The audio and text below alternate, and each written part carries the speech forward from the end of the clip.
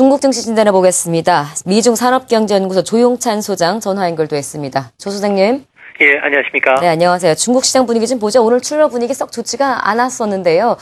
이번 주에 중국도 중요한 지표들이 많이 발표가 됩니다. CPI가 내일 발표될 것으로 예정돼 있고 무역 지표도 발표가 되면서 이제 수출입 동향 어떻게 이루어질지 많은 분들이 궁금해할 텐데 중국의 경기 연착륙 신호 이번 지표에서 좀 찾을 수 있다고 보십니까?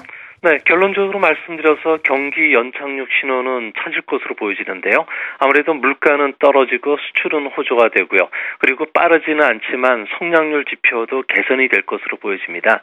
화요일날 발표되는 3월달 소비자 물가 지수 같은 경우에는 식품이라든지 가솔린 연료 가격이 좀 상승률이 좀 둔화됐습니다. 이로 인해서 2.5% 안팎까지 떨어질 것으로 보여지는데요. 이 때문에 조기 금리 인상에 대한 우려가 좀 수그러들 것으로 보여집니다.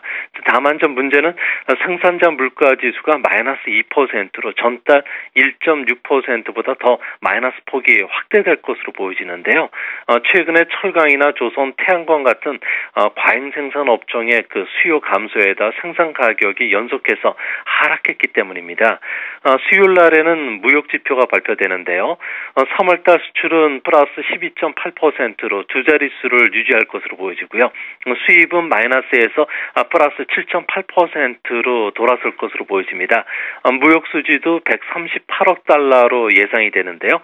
특히 다음 주 월요일날 발표되는 1분기 GDP 성장률은 8% 전후로 4분기보다는 소폭 올라갈 것으로 보여집니다.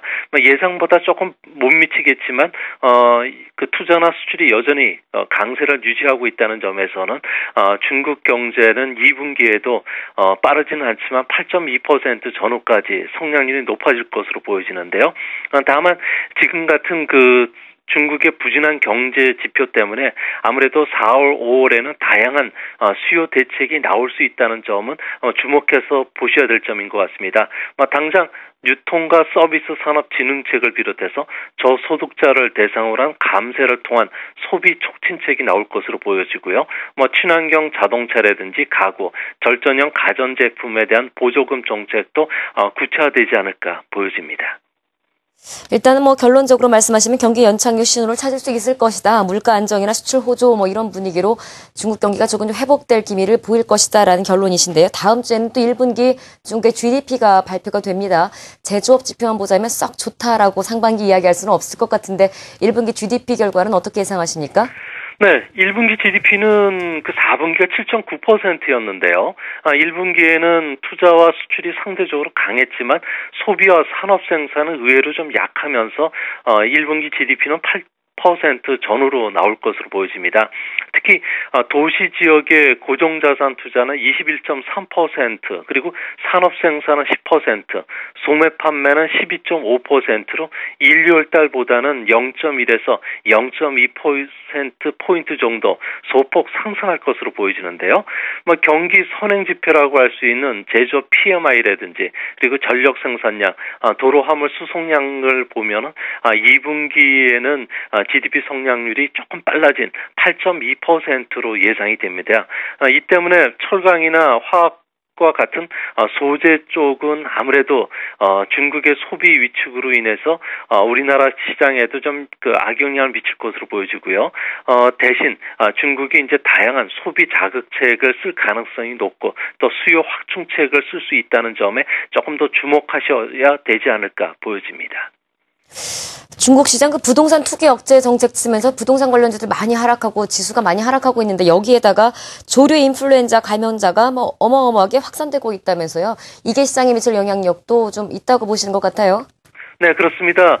조류 독감은 지금 2003년도에 발생했던 사스보다 치사율이 높은데요. 이 때문에 중국 안에서는 불안감이 상당히 높아지고 있습니다. 중국의 조류와 관련된 바이러스 같은 경우에는 지금 변이가 계속 일어나고 있기 때문에 현재까지는 외출 자제밖에는 대책이 없는 상황이라고 그럽니다. 미국 랜드 연구소 같은 경우에는 전염병에 무척 취약한 중국 경제 구조를 봤을 경우에 조류 독감이 사스처럼 확산이 되면은 GDP는 최대 2% 전후까지 하락할 것이라 그러는데요. 중국의 GDP가 2% 전후로 떨어진다고 가정하면 우리나라의 대중국 수출은 4%가 감소합니다. 한국의 또 GDP도 0.4에서 0.6%까지 감소하게 되는데요. 하지만 종목별로 그 산업별로는 다른 그 흐름을 보여줍니다.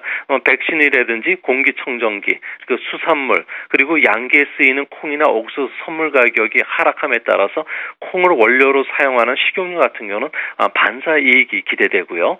또한 그 교통시설을 외면하면서 자동차 산업에는 호재가 됩니다. 반대로 관광이라든지 외출 자제로 인해서 항공이나 영화, 식당 매출은 크게 감소하기 때문에 아마 종목별로 접근하시는 방법도 좀 달리 하셔야 되지 않나 보여집니다. 조류독감 확산과 관련된 투자 포인트 함께 짚어주셨습니다. 끝으로 외환시장 얘기 중국도 한번 해보도록 하죠. 우리 맨날 엔화, 원화 이야기만 하고 있는데 위완화는 어떻습니까? 괜찮아요? 향후 전망은 또 어떻게 하고 계시는지요? 네, 위엔화는 지난주에 그 1달러의 6.2 위엔선이 붕괴되기도 했는데요. 중국 정부가 위엔화를 계획적으로 상승을 용인할 것임을 시사하고 있습니다. 아무래도 최근 들어서 정치적인 요인이 위엔화의 그 강한 자극제가 되고 있는데요.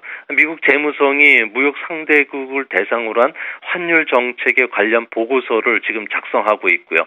또 미국 내 101명의 초당파 그룹이 위엔화 절상시키기 위한 의회 입법 활동에 들어갔습니다.